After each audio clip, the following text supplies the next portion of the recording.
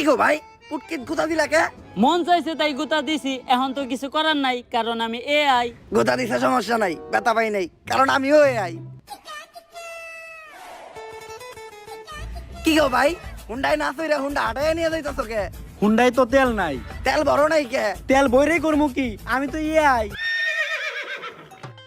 এই তোমরা কি কেউ রবিনকে দেখেছো?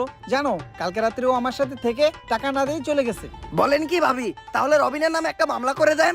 মামলা করে তো কোনো লাভ নাই, কারণ আমরা সবাই তো এআই। দেখতেছই তো এআই দিন দিন কিভাবে এটা বলবো হইতাছে।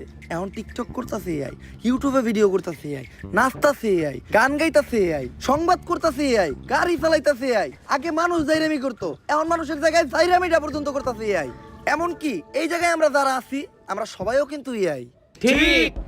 আর যেহেতু এখন এআই সবকিছু করতেছে, তাই আমার মনে হয় এই দুনিয়াতে অকর্মা মানুষদের আর কোনো দরকার নাই। এই দুনিয়া থেকে মানুষদের শেষ করতে হবে। স্যার মানুষই তো এআই রে তৈরি করছে, আমরা কিভাবে মানুষের দুনিয়া থেকে শেষ করবো?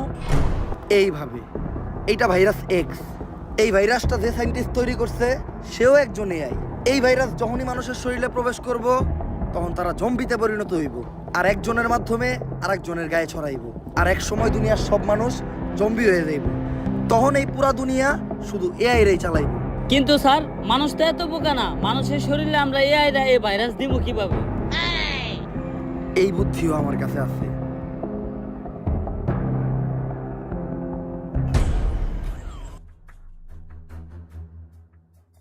স্যার আপনি এটা কি করলেন? আপনি নিজে এনে লেখা দিচ্ছেন সাবধানে এটা কেউ খাবেন না। মানুষ কি বুঝাই নাকি এই লেখা দেখার পরও মানুষ এটা খাইবো? মানুষ বুঝাই না, কিন্তু মানুষ হইল তেরা। মানুষই দুনিয়ার একমাত্র প্রাণী, ওরে যেটা না করা হইব ও ওইটাই বেশি করে করব। তুই খালি দেখতে থাক। পকেটে ছিল না টাকা, তাও কিনছি 250 গ্রাম কেরু।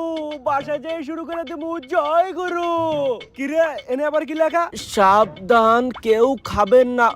তোর মারে বাপ, কেরু খাই হজম করে লাই, আর এটা তো কোন লেয়ার। আজকে আর কেরু খামু না, আজকে এইটাই খামু। জয় গুরু, তোমার নামেই করলাম শুরু।